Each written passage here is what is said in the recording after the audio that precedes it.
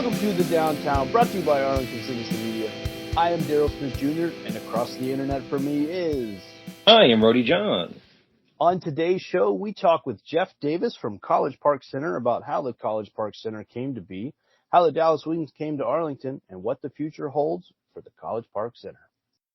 We also speak to Molly Horn with Alliance for Children about how they began, how they help the community, and what you can do to help them.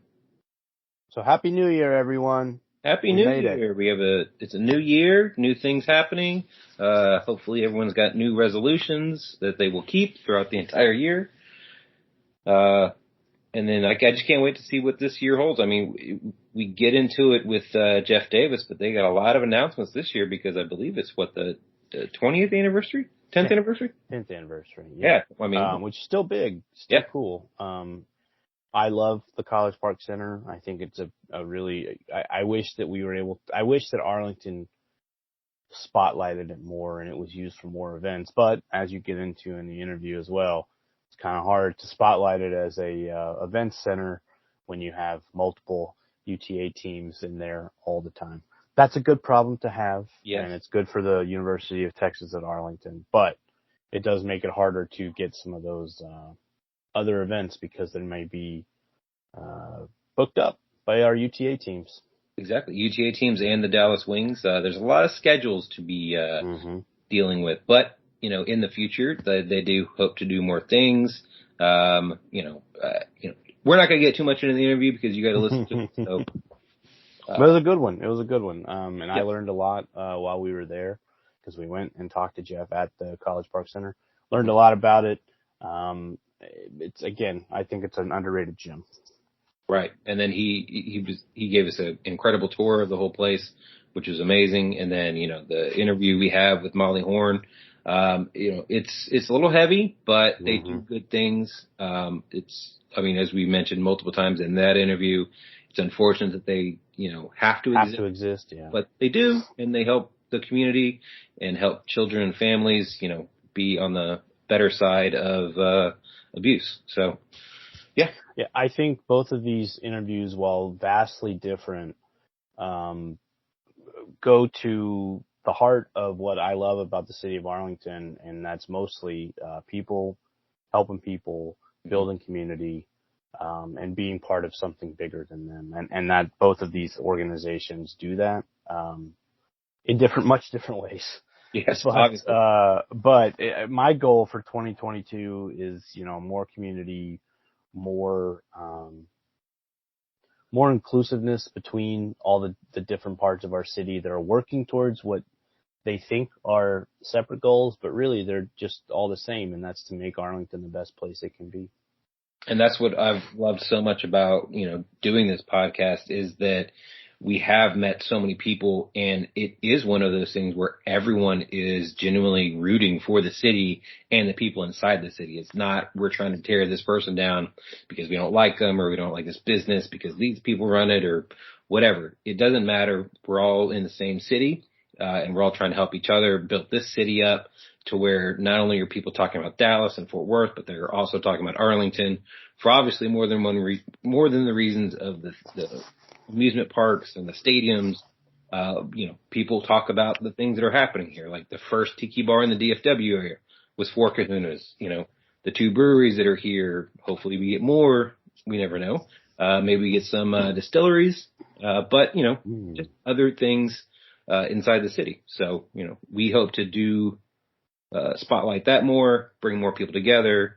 So 2022 is going to look fantastic. It's going to look a little different with our schedule and how we do things here, but we're going to start bringing you more and different things this year as well.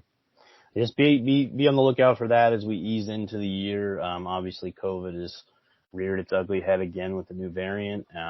Be as safe as you can, but that's where we're at, and we hope that as we get into 2022 and we start doing some different stuff, everyone will appreciate it, and we look forward to bringing it to you.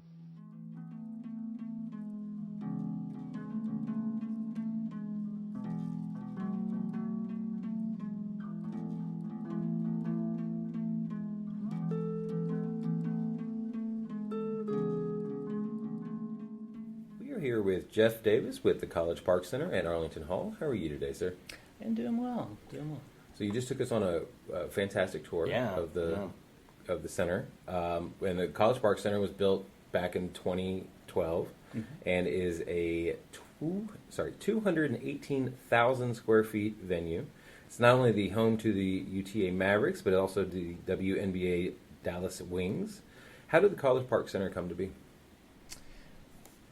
Well, for years, the university played on the stage of Texas Hall, our athletic program. Texas Hall actually was kind of an interim facility. Early on, the idea was that would be a temporary home court for our Mavericks, and the university would build a coliseum. So that's back in talking about '65. When Texas Hall opened. So the plan was maybe a few years. As the university looked at a coliseum, and you fast forward, and it just never happened. It never happened. So as we were coming into the current age, and the university was growing, we were starting to outgrow Texas Hall for some of our commencement programs and things like that. It really became a need for the university to make it a priority. Right. So College Park Center really came out of the need from the university's perspective to have a true home court for our athletic program, as well as to meet the needs for a growing university with our commencements and convocations. Wow. Yeah, I mean, I was a student when all of that was going down. My ex-wife was a student whenever it got voted on, and so I was like, oh, that's cool. That was cool to hear that. I wasn't a student yet. And then I came and I saw some games at Texas Hall, kind of like we talked about earlier. And I was like, well, this is a unique venue, but it's not really a basketball venue, like traditionally, like when you think about it. But you get to sit in a theater seat. Sure, yeah, like we talked about. It It was really cool, and I went to several games that season because I went to the first one, and I said, you know what?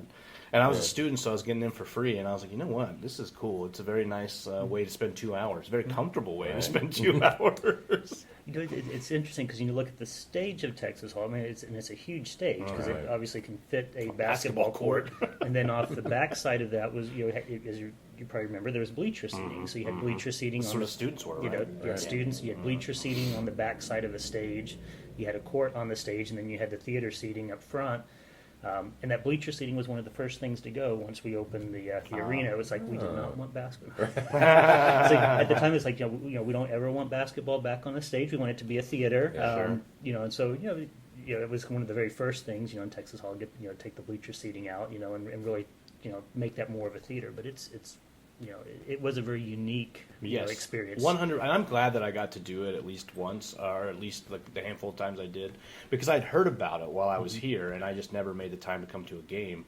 Then when I did, I was like, okay, this is cool. And now having come to a game at College Park Center, I love College Park Center. I think it's a great home for the Mavericks.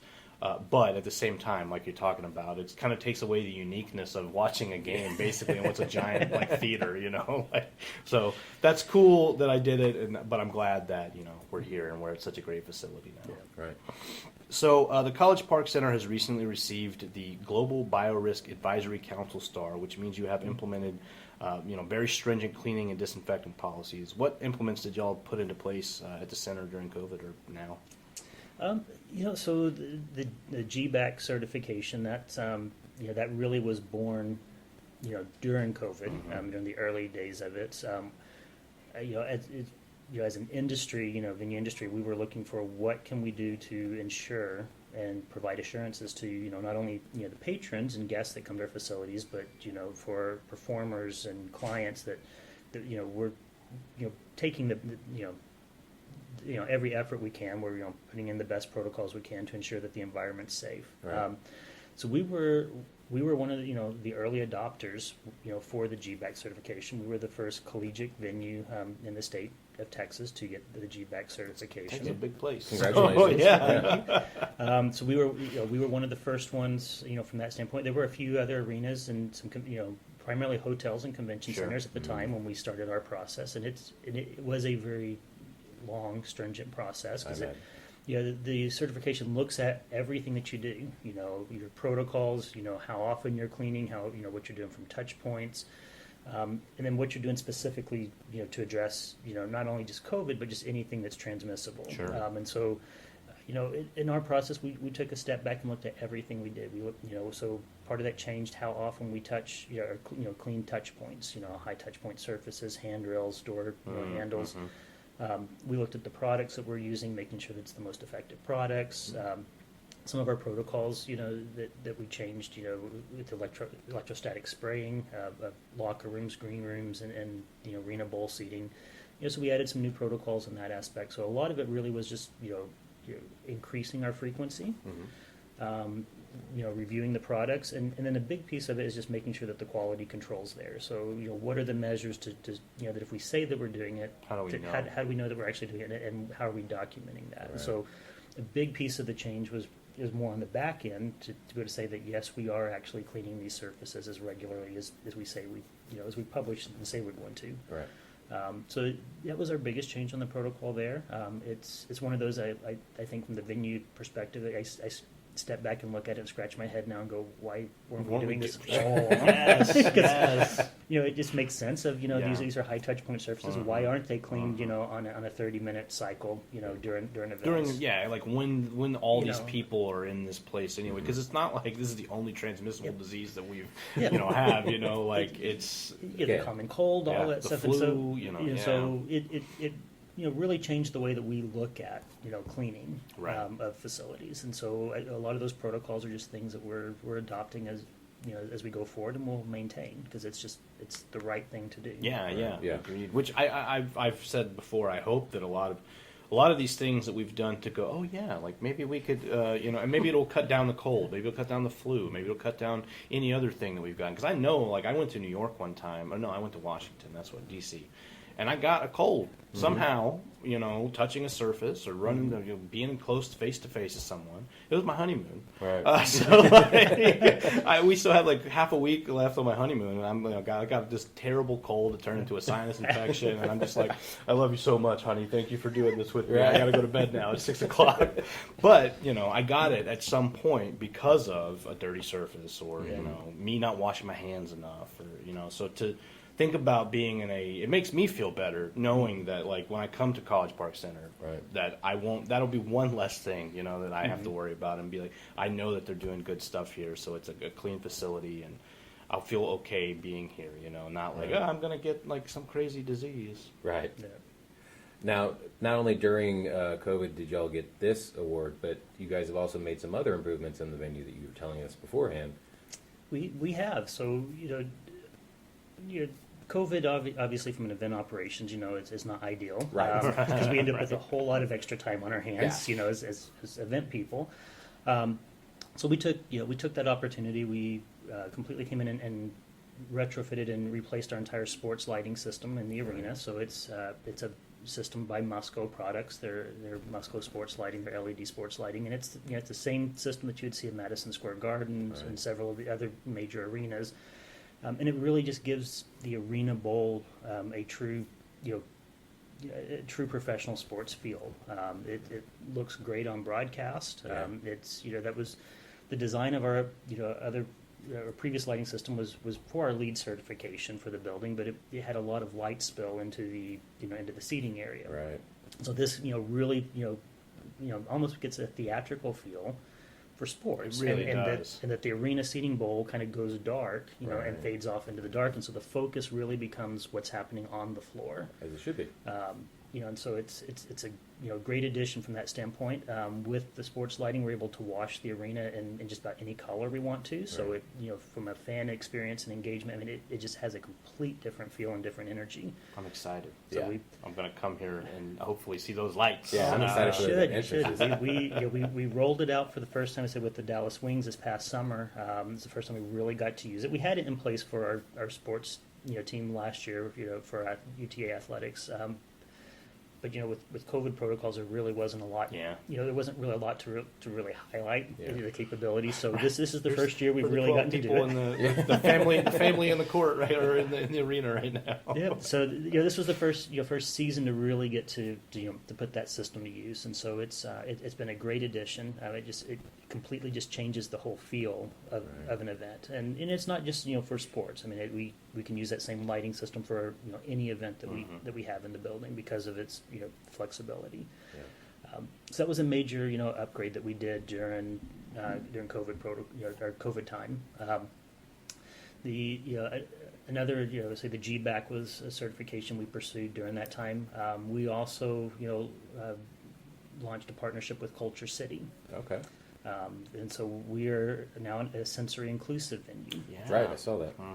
So and it's been one that's it's kind of a little personal to me. Just working with people that have sensory needs. Whether it be autism or anything else.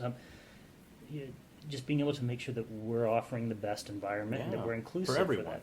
Yeah. And so that's we had started that process, and we were looking at having that partnership roll out in the summer of 20.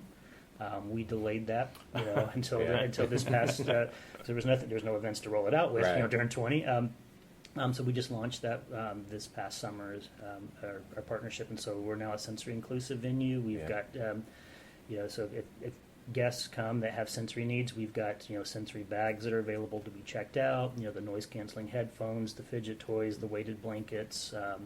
We're working on kind of our next phase with that is actually creating a sensory room. Awesome. So we're in some spaces that so if you need to step out from the noise, you come into a quiet environment, and then come back in and rejoin the event. Man, so that's so great. Yeah. Like such a great thing for a place that thrives on noise and loudness to offer to people who are like, because I understand, like sometimes for me I'm like this is too loud, I gotta get out here, like it's too much for me, so I gotta get out. So I imagine having something like that here would be incredible for people that are dealing with those things. Yeah, I mean, we were at Madison Square Garden one time, and you had cluster headache. Yeah, I did. So we had to sit in the hallway. There was nowhere for me to go. Right. Like I didn't have anywhere. Like I'm like sitting in the hallway, and the cops like, you can't be here. And I'm just like, I'm so sorry. I'm like, I can't. The light is killing me right now. And but yeah, if I had had somewhere like that, it would have been really great to Madison Square Garden. Get on this. What are you? Oh, how dare they? I know. Yeah. So, from online sources, it says that you were partly responsible for bringing the Dallas Wings to the College Park Center. How did that come to be?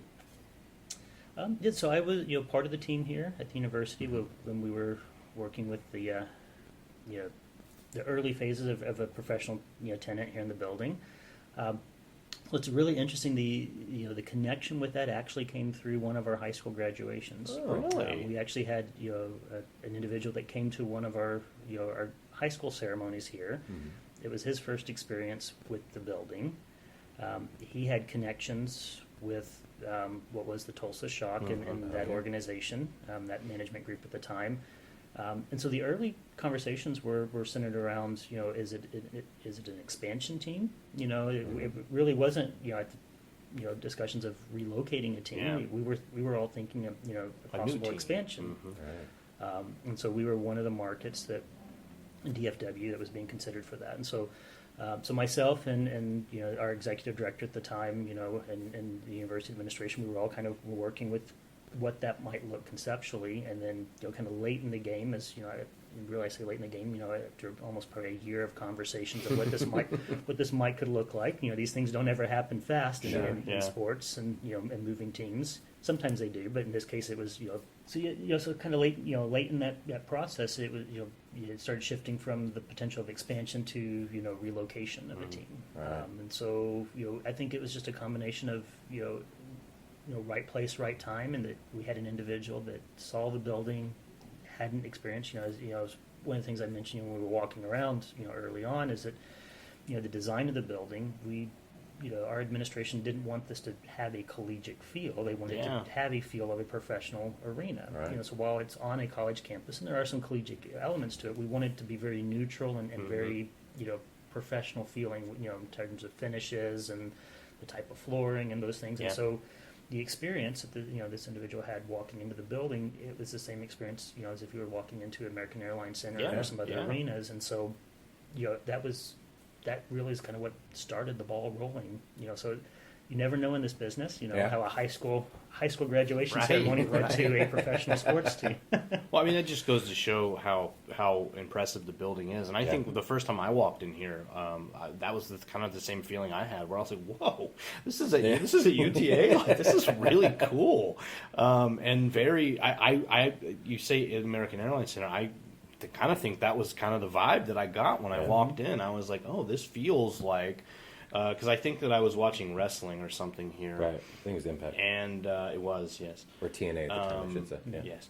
And I remember being like, whoa, this is like what it feels like when I go watch WWE at American Airlines Center. Like, it feels good. It feels very, like you said, very, like, professional and very, I don't want to say trendy, but it feels like that sort of style where, like, you have a modern and contemporary, you know. Like, it doesn't feel like it's on a college campus and it's been here for 60 years, you know, because it hasn't. Right. It's brand new. But I say, you know, we still have people walk in the building, and it's hard to believe we're coming up on 10 years, and people are still amazed that they look at it and go, "This building's almost 10 years old." It doesn't feel that shows way. Like it's you know only a couple years old, Right. And so it's I'm very pleased with our university and the administration and our facilities group, the amount of work that they put into this building to keep it up, because it still shows extremely well.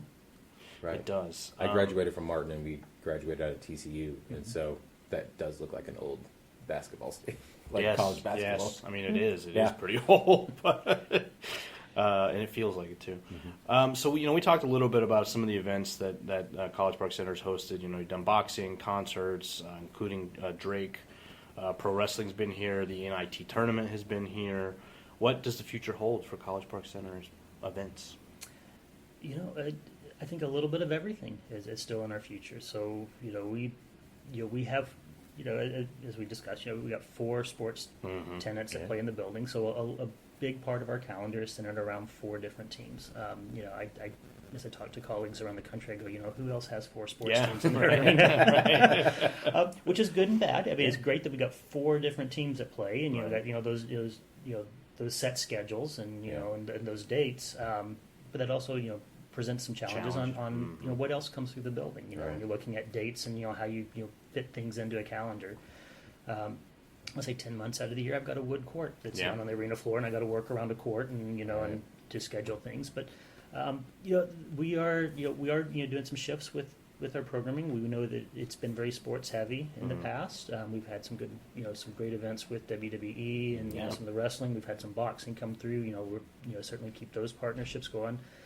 We are shifting a little bit to see where we can get more on the entertainment side. Nice. Between the concerts and whether it's music, comedy, those types of shows through.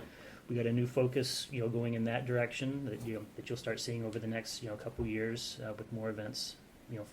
Really diversifying the calendar is what we're after right now. Right, and you kind of mentioned that you can't announce anything yet, but the 10-year anniversary is next year, and so there would be a lot more things to look forward to. There would be a lot to look forward to. Yes, we're February 1st is our 10-year of the building. So we've got some plans and some things that not quite ready to announce yet of what that will look like. But the celebration will be certainly more than just right around the 1st of February. So we're looking at some things that will extend throughout the entire year. That's awesome. Now, we have a segment on the show called Tournament of Toppings. We're trying to find the best pizza place in Arlington. Do you have a favorite pizza place in Arlington? I don't really in Arlington. Because I'm more of a mid-cities resident, so I've got my go-to up in outside of Arlington. That's fine. We're outside of Arlington. Tell us where the good pizza. Yeah, we love pizza in all cities, really. So that it's funny you bring up pizza because my wife and I when we moved over to this side of town, we used to live in Garland. Just hadn't worked in the building over there, and we were looking for a really good pizza place, and she's very particular on on more of a thin crust than what she likes.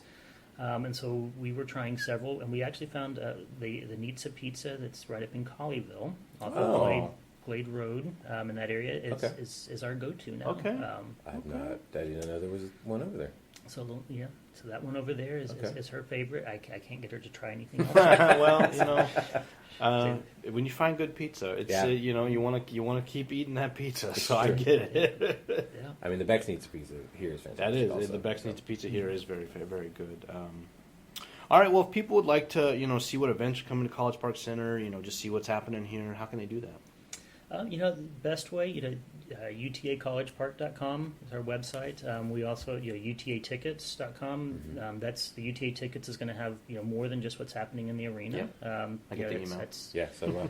So you can sign up for the emails there, but, that's going to, show you what's happening on the campus in general between, Texas Hall, Irons Recital Hall, some of the other facilities. So we manage ticketing for all events. But really, that's probably our best way to see what's going. Say keep a close eye on the website. For some announcements here before too long on our 10-year. I think the UTA Tickets emails have definitely clued me into some things. I'm like, oh, cool, that's happening. That's true. There's a lot of times I'm like, oh, I didn't know this was even happening 100%. here. So that's a personal endorsement for me right there. It's not an email you're going to just delete. Right. You're going to be like, oh, okay, I actually do want to see what's happening here. So, Jeff, thank you so much for your time and the tour. We look forward to seeing more stuff here, obviously, at College Park, and hopefully working more in the future. All right, absolutely. Cool. Thank you.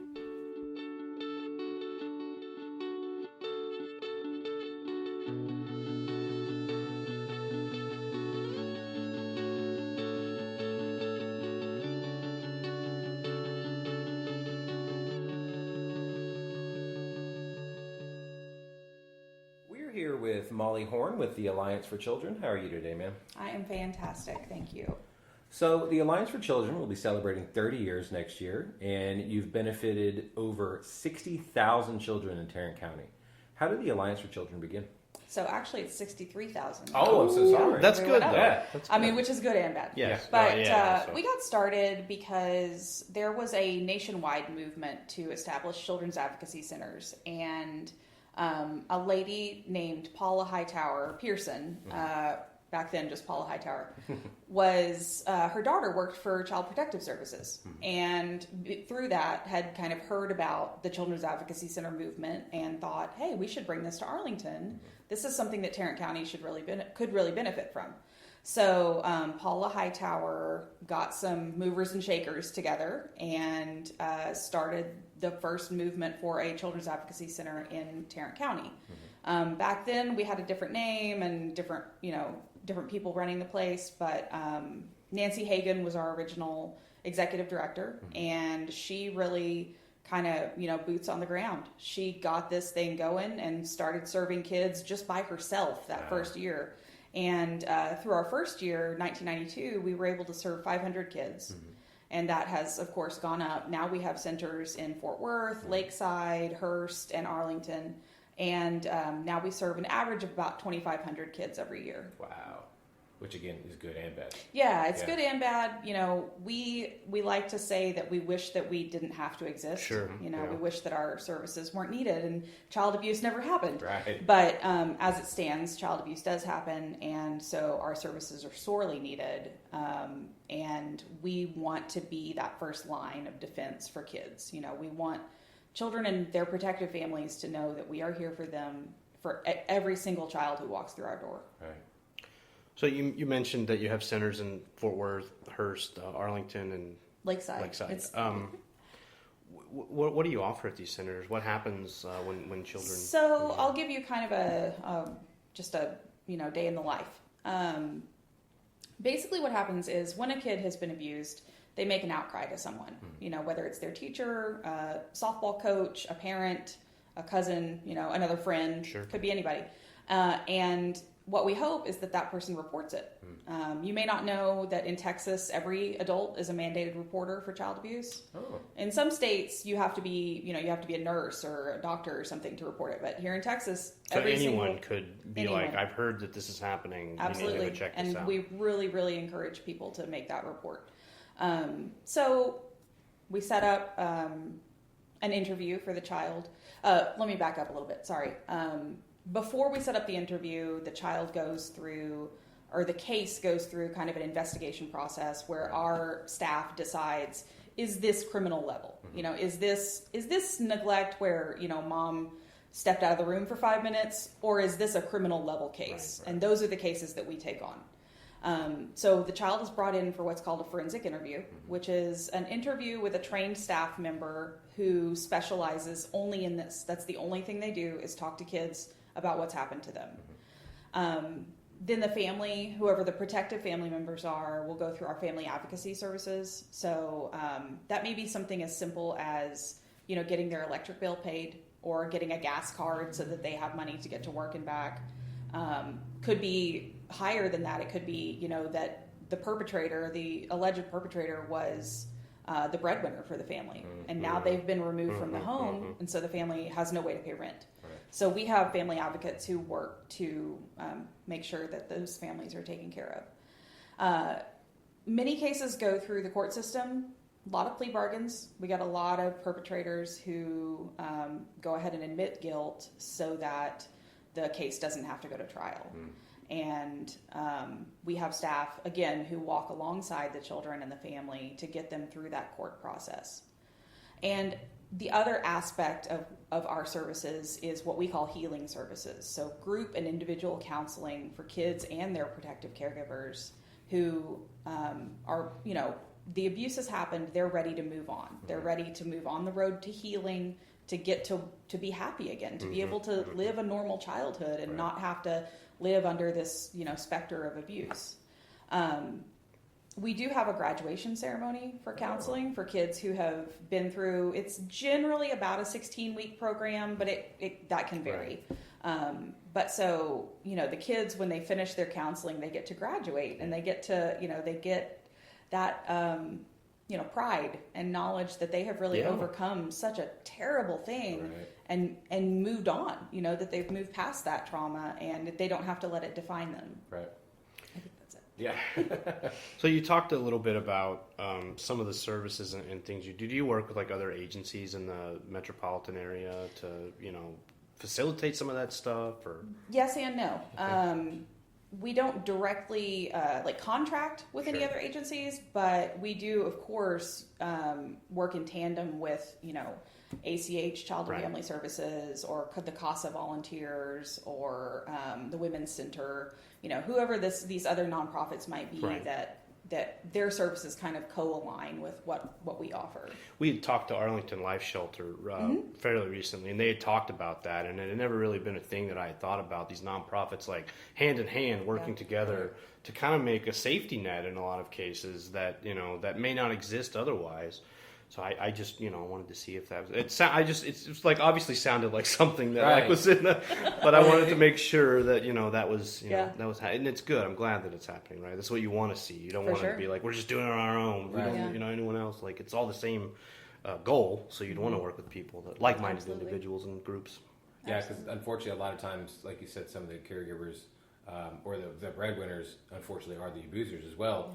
And, if you take that away, they sometimes unfortunately become homeless, or the families do leave the person instead of going through the proper channels through y'all.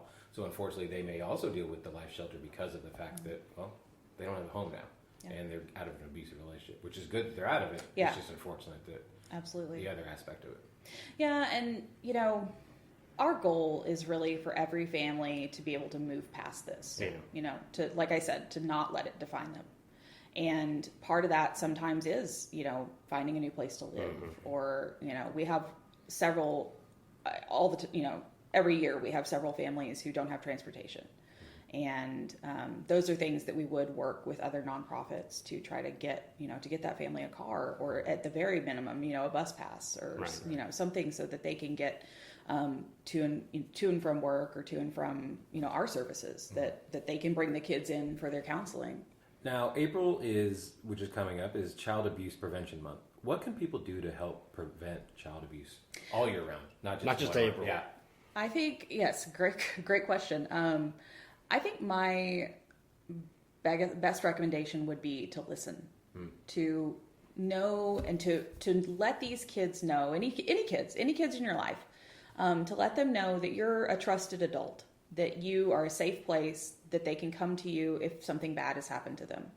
Also, we do offer classes. We offer community education, which is free, and we offer courses on how to recognize the signs of child abuse, how to prevent child abuse in your community. And April being Child Abuse Prevention Month is a huge month for us as far as promoting those kind of education, but we have those all year long. Right. And we're happy to come to you. You know, we can come to your church or to your organization and do a class. They're offered in both English and Spanish. So anybody that wants to learn more about preventing child abuse on their, you know, out of their own volition, can absolutely come and take one of our free classes. And our website, also allianceforchildren.org, has quite a bit of information about recognizing the signs and symptoms of abuse and being able to prevent abuse in your community. Right. That's amazing. Thanks. I mean, it is. It really is. Like, I mean, I was thinking about, you know, how that sort of thing in a community, like when we were talking about before we started recording, like this is like when you're in a community, this is what you deal with on a daily basis. It's who you talk to on a daily basis. It's who you interact with. So to have that sort of resource in your community is really encouraging. Sure. You know, that it's out there. I had no idea, you know, like before this interview. And hopefully we can help other people realize, you know, hey, this is out there. There's information that you can also help stop this, you know. And I think that's really empowering. I think it's a good thing to do. Right. It's like you deputize like everyone almost. We want everyone, every adult, kids too, but we want every adult to feel empowered, that they can prevent abuse, and they can help recognize abuse, and they can make a difference in the life of a child.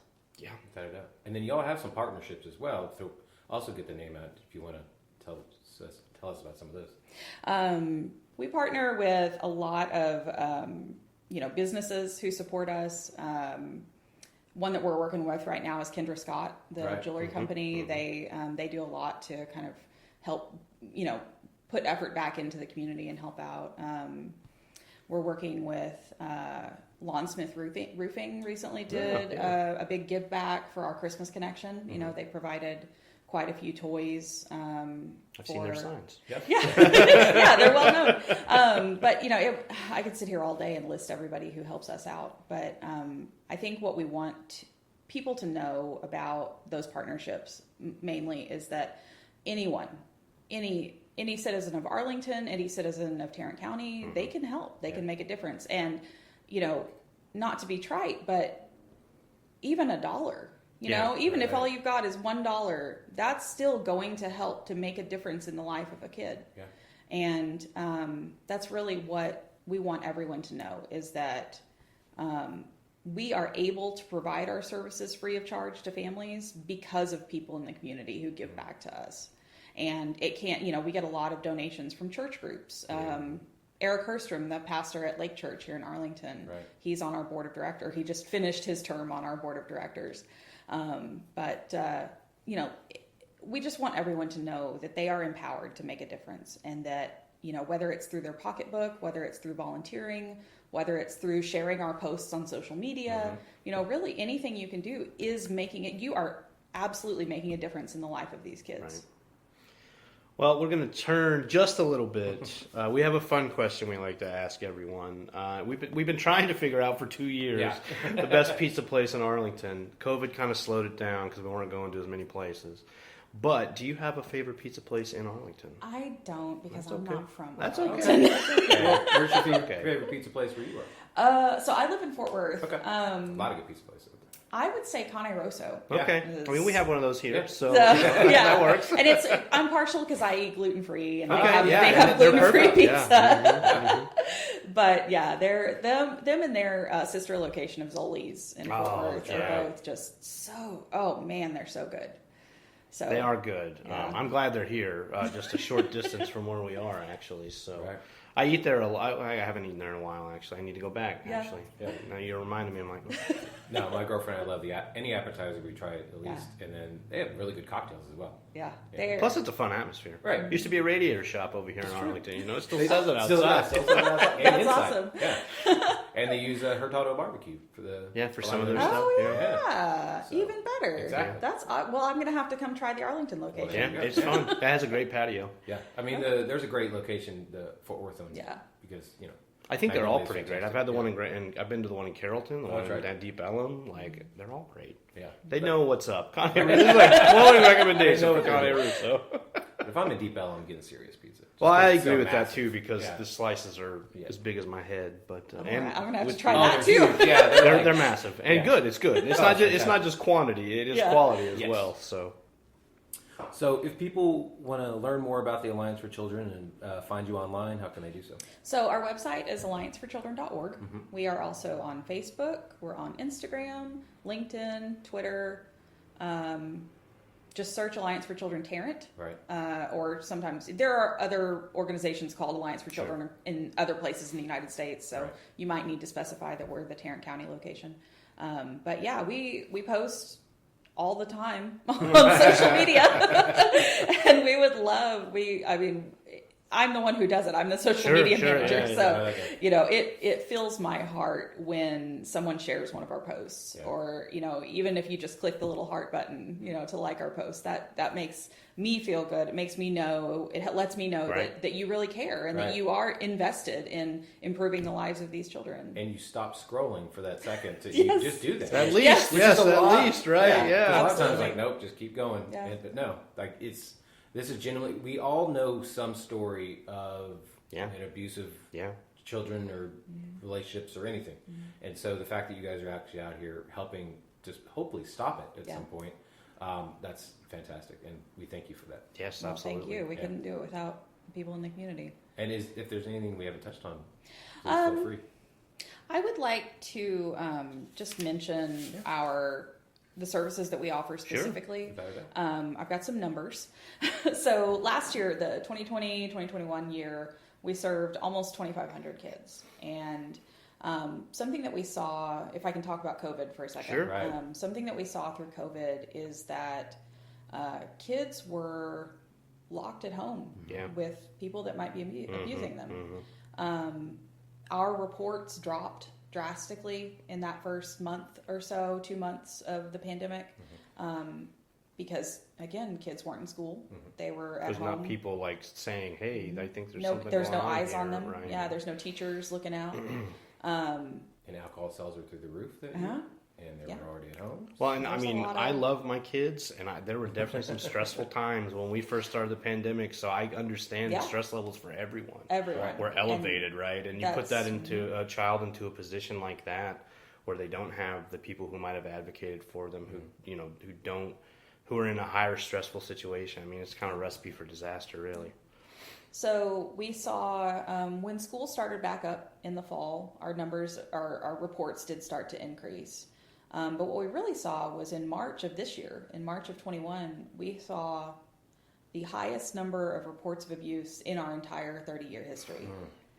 And we, we're not researchers, so I can't say 100% right, that it's because of COVID, but we're pretty sure that was the effects of COVID. yeah. And that these kids were now back in school and back around their sports teams and their aunts and uncles and their friends and their churches, and people were looking out. And we are so, so grateful that those people picked up the phone and made a report.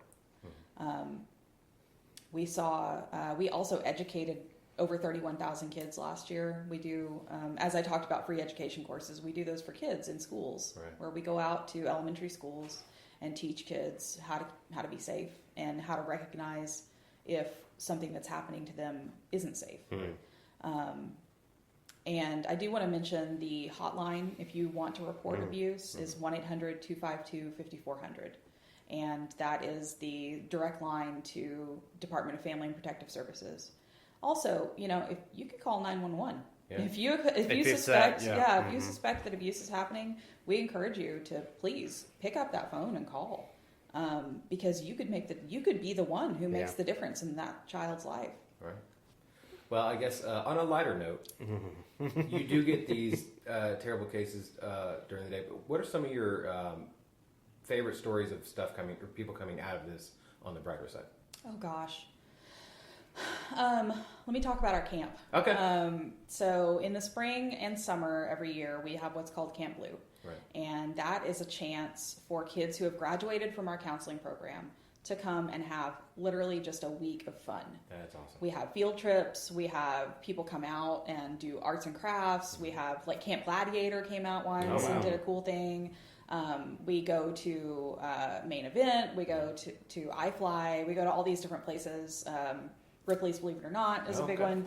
And the camp is just really a chance for these kids to move past what's happened to them and to just be kids again. Yeah. And I've worked at that camp for the past 3 years, and it moves me to tears every single time. Every single time I work with these kids, because they're so resilient and they want so badly to shine. And, you know, the abuse that's happened to them has dulled that. It has dulled their shine. And when we get to bring them to camp every year, it really brings back that light into their eyes and gives them a chance just to be kids. Yeah. See, there we go. That's amazing.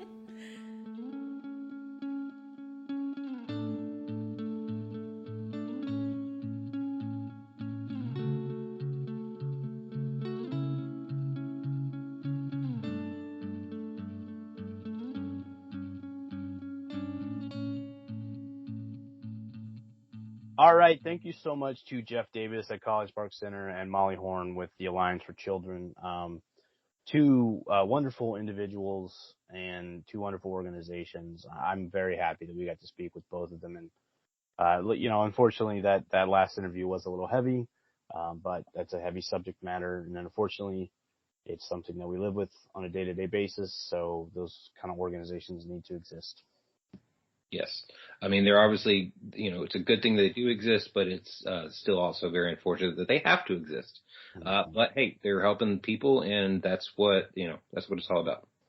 That is what it's all about. And speaking about people, if you want to be around people, every first Sunday at 6 p.m., Dr. Jekyll's is hosting the Arlington Open Mic. And then every Monday night, starting at 7 p.m., head back over to Dr. Jekyll's for their trivia night. Every Tuesday night from 8 p.m. to midnight, Blitz Lounge is having a karaoke night. Go sing The Killers. People love that. People do love The Killers.